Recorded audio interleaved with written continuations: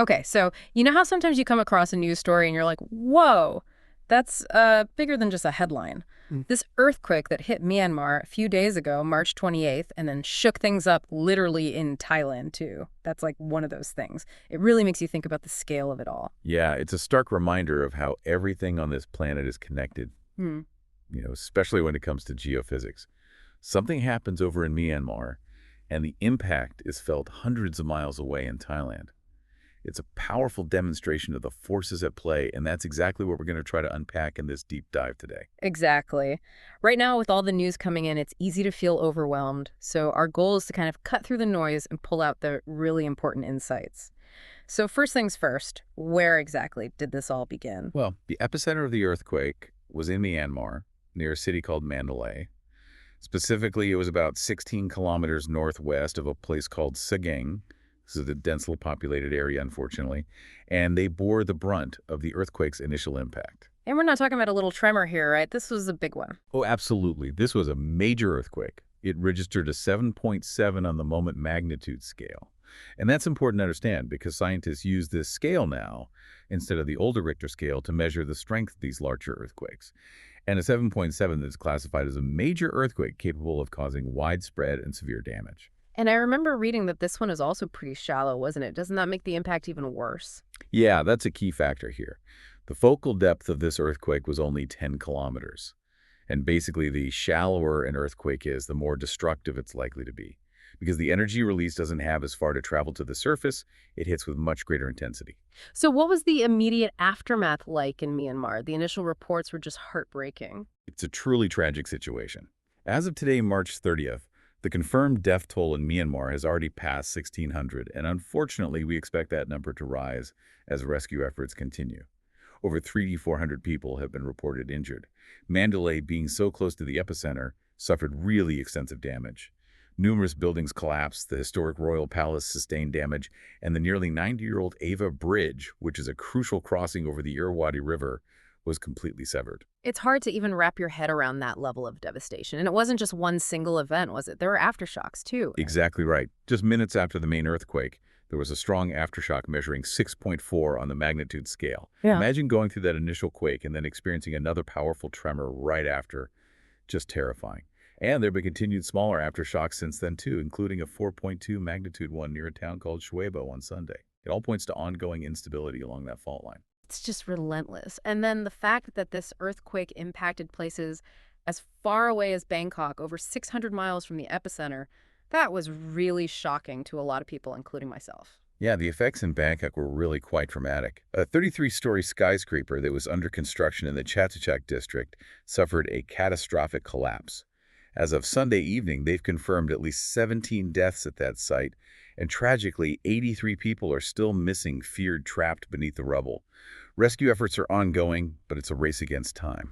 The image of a modern skyscraper like that just collapsing is really unsettling. And it wasn't just limited to that one building either, was it? I heard reports of pretty widespread disruption throughout the city. You're right. Residents all over Bangkok reported feeling strong shaking. Water sloshed out of rooftop swimming pools. Evacuations took place from high-rise hotels and apartment buildings. People were understandably scared. The city essentially went into lockdown. The metro system was suspended, the stock exchange halted trading, and the government declared an emergency zone to help manage the response. So let's talk about the science behind all of this. We know where the earthquake happened, but what's the underlying reason for such a powerful quake in this specific region? Well, the main culprit here is the Sagaing Fault. This is a massive fault line that runs for about 1,200 kilometers right through Myanmar, practically cutting the country in half. And it's a very seismically active zone. What we're talking about here are immense tectonic forces constantly at work along this fault. For those of us who aren't geologists, can you break down what a strike-slip fault actually is? Sure. So imagine the Earth's crust is made up of these giant puzzle pieces called tectonic plates, and they're all fitting together. Now, in a strike-slip fault, these plates aren't crashing into each other or pulling apart. They're sliding past each other horizontally.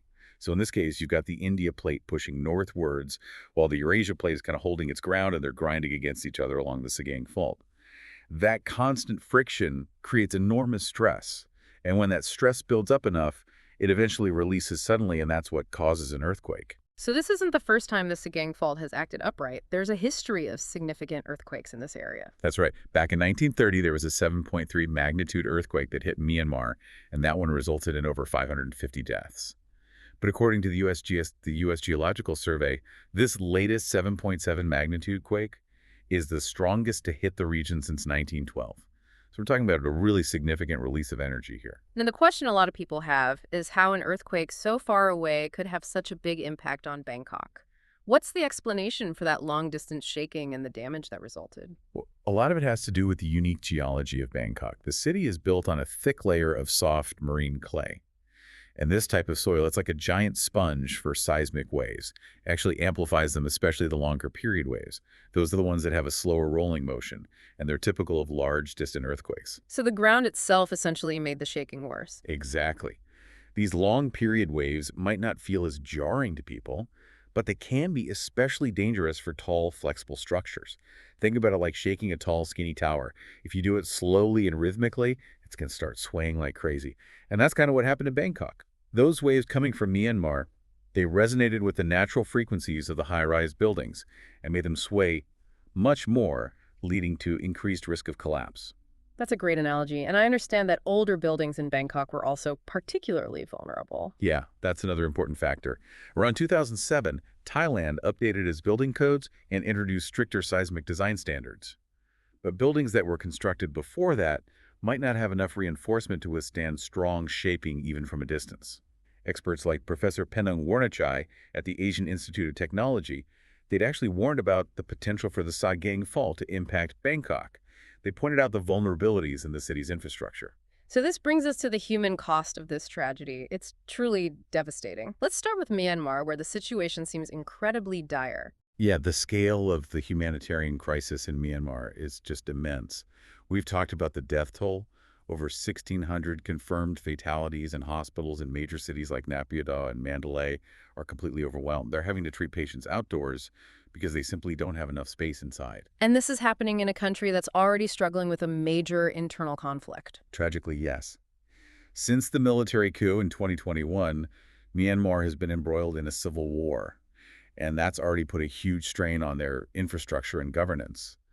The junta, the ruling military government, has declared a state of emergency in 6 of the worst-hit regions, and in a rare move, they've actually appealed for international aid.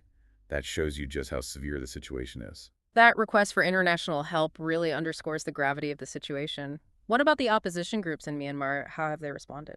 Well, the National Unity Government, which is a prominent opposition organization, announced that they would be halting their offensive military operations in the affected areas starting today, March 30th.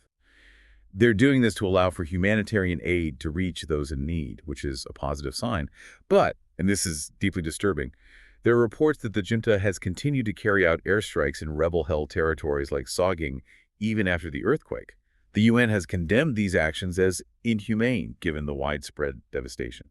That's just appalling. To think that amidst all this destruction, the armed conflict continues. What's the impact been like for the millions of people who are already displaced by the war? The earthquake has made an already horrific situation even worse. Before this happened, there were over 3 million internally displaced people in Myanmar because of the civil war. Now they're facing damaged or destroyed shelters, limited access to clean water and sanitation, just further disruption to their lives. The International Federation of Red Cross and Red Crescent Societies and other aid groups are reporting extensive damage to infrastructure. Roads, bridges, dams, it's making it incredibly difficult to reach affected communities. And in many areas, people are having to dig through the rubble by hand to try and find survivors because organized rescue efforts haven't been able to get there yet. Shifting our focus to Thailand, the response there seems to be more coordinated, but the human impact is still significant. Yeah, Bangkok, the rescue operations are more high-tech. They've got K9 units, heavy machinery. They're doing everything they can to try and reach those trapped in the collapsed building. But the stories coming out of there are still incredibly moving. There was one about a woman who gave birth on the street outside a hospital during all the chaos after the earthquake. It just highlights the level of disruption and fear that people experienced. And is the international community offering assistance to Thailand as well? While Thailand has more resources and better infrastructure than Myanmar, most of the international aid is understandably focused on Myanmar right now because the needs there are just so much greater. But we have seen reports that China and India have sent rescue teams and supplies to Myanmar, and the UN has activated its satellite imagery capabilities to help assess the damage in both countries. Communication is still a major issue, though, especially in Myanmar. Internet censorship and damaged communication lines make it really hard to get a clear picture of the full extent of the damage. It could take weeks or even longer to really understand the full impact. Looking ahead, what are the chances of more seismic activity in the region? Should we expect this to continue? Unfortunately, experts like Bill McGuire from University College London are saying that more aftershocks are likely in the coming days and weeks. These might not be as strong as the main earthquake, but they still pose a risk because they can cause further damage to already weakened structures and hamper rescue efforts. And as always with earthquakes, it's impossible to predict exactly when or where the next one will hit or how strong it will be. So this event seems to fit into a larger pattern of activity along the Sauging Fault. We talked about its history of earthquakes. Yeah, there's this concept in geology called a seismic gap. Basically, it's a section of an active fault that hasn't experienced a major earthquake in a long time. And what that usually means is that stress is building up in that area. Scientists can't say for sure when an earthquake will happen, but the fact that the Sauging Fault had been relatively quiet for a while suggested that a big release of energy was probably coming. And unfortunately, this recent earthquake seems to have been that release. What are the implications of this for Thailand in the long term, especially for Bangkok, which wasn't really considered a high-risk earthquake zone before? This event is going to force Bangkok to rethink its building codes and urban planning strategies. The city's vulnerability to a distant earthquake has been exposed, so we might see stricter enforcement of building codes, retrofitting of older structures, and a bigger emphasis on earthquake preparedness moving forward. And for Myanmar, the challenges ahead seem even more daunting. This natural disaster is just adding to the existing conflict. The situation in Myanmar is heartbreaking and incredibly complex. Recovering from this earthquake is going to be a long and difficult process, made even harder by the ongoing civil war. Getting aid to those who need it, rebuilding infrastructure, and supporting the affected population, it's all going to be incredibly challenging. Coordinating humanitarian assistance both domestically and internationally is absolutely crucial, but the political divisions within the country make that very, very difficult.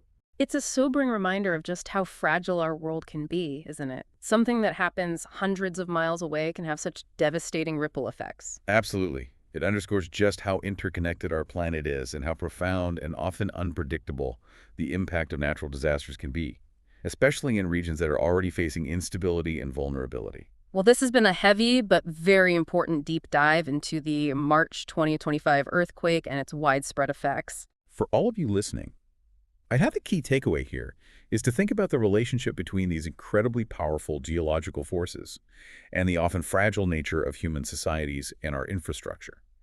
How can we, as a global community, better prepare for and respond to these kinds of events, where the Earth's power transcends national borders and impacts distant regions in such a significant way?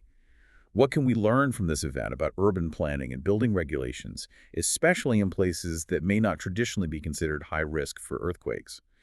And how can we improve the delivery of humanitarian aid to those most in need, particularly in complex situations like this one where you have ongoing conflict combined with a natural disaster? Those are crucial questions and ones that we all need to grapple with. If you're interested in learning more, we encourage you to do some research on the Sauging Fault, look into seismic building codes, or find out more about the work that humanitarian organizations are doing on the ground in both Myanmar and Thailand. The more we understand, the better equipped we'll be to face these challenges in the future. This has been a really important conversation, a deep dive into a significant global event. Thank you for joining us as we explore the complexities of this disaster. That wraps up our deep dive for today. Until next time, keep exploring, keep learning, and keep seeking a deeper understanding of the world around you.